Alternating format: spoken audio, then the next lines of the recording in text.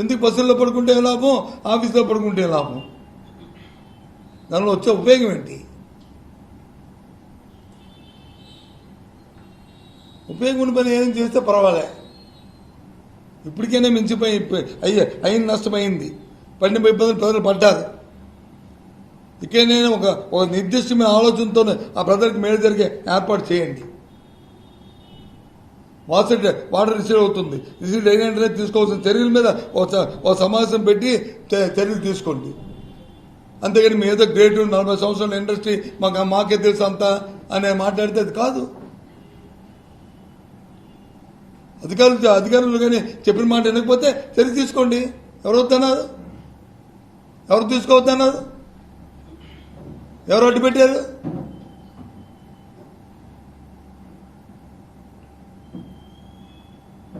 తప్పు చేసిన అధికారిని కానీ, లేకపోతే అలసత్వం వహించిన అధికారిని కానీ, లేకపోతే ఇలాంటి వాటి నుంచి మానవతా దృక్పథం లేకుండా ప్రవర్తించిన ఏ వ్యక్తులైనా, అది అధికారి అయినా అనధికారి అయినా, ప్రజా జీవితంలో ఉన్న ప్రజా నాయకుడైనా చర్య తీసుకోవాల్సిందే. ఎవరినైనా కనబడలే. దీన్ని నిన్న మనం చూసాం. ఒక మంత్రి అంటాడు, ఆ పడవ వచ్చి మన లాకలు గుద్దీసి అక్కడ ప్రకాశం ఆ గేట్ల వైపు ఉంటే అది ఒక కుట్ర కోణం అంట.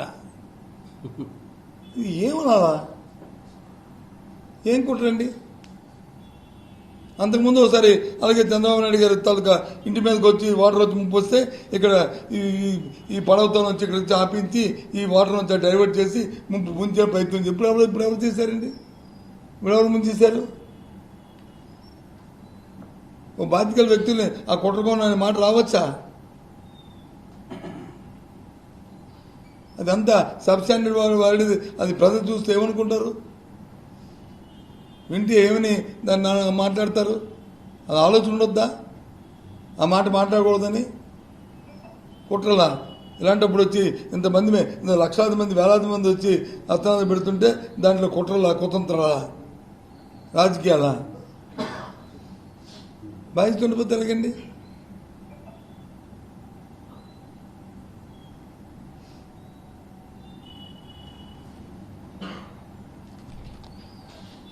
ముఖ్యంగా దీనికి అందరికీ మేజర్గా కారణం ఏంటంటే, ఏదైతే మనం ఉన్న ఎగునున్న ప్రాజెక్టు ఆ రోజు మనకి ఇన్ఫర్మేషన్ వచ్చినట్టునే ప్రభుత్వానికి ఇంత వర్షపాతం నమోదవుతుంది అవ్వబోతుంది అని తెలియజేసిన వెంటనే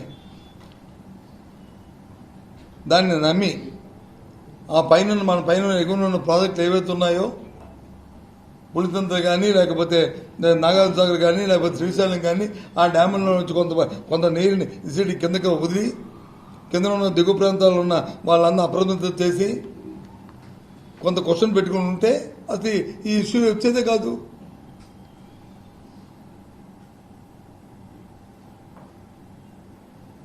సింపుల్ లాజిక్ అది. దానికేమి పెద్దగా ఆలోచన ఎక్స్పీరియన్స్ ఉండక్కర్లే. దాంతోపాటు ఈ ఫోర్కాస్ట్ వచ్చినట్టునే అప్రమత్తమై ఇంత ఎఫెక్ట్ అయితే దానికి కావాల్సిన వాళ్ళకి నీరు ఉండాలా, పాలు ఉండాలా, వాళ్ళకి కావాల్సిన ఈ భోజనం ఉండాలా, ఇవన్నీ పక్కన జిల్లాలకు వచ్చి మనం ఏర్పాటు చేసుకుని వాళ్ళని తయారుగా ఉండమని చెప్పని అర్జెంటుగా ఎక్కడికక్కడ వెహికల్స్ పంపించి తెప్పించుకుంటే ఏమీ లేదు. ఇక్కడేమి 10 లక్షల మందికి ఏం జరగలేదు కదా. మీరు చెప్పిన దాని ప్రకారం 80,000 హౌసెస్ 2 లక్షల మందికే కదా. అటు అటు అటు ఆ జిల్లాలో ఇటు ఈస్ట్ వెస్ట్ ఇవన్నీ ఖాళీగా ఆ జిల్లాలను తెప్పించుకోవచ్చు కదా, విశాఖపట్నం తెప్పించుకోవచ్చు కదా. డైరీల్లో మన చుట్టుపక్కలే ఉన్నాయి. ఇక్కడ 4-5 డైరీలు ఉన్నాయి. విశాఖపట్నంలో పెద్ద డైరీ ఉంది, ఇంకా హైదరాబాద్ ఉన్నాయి. ఎక్కడి నుంచి తెచ్చుకోవచ్చు కదా.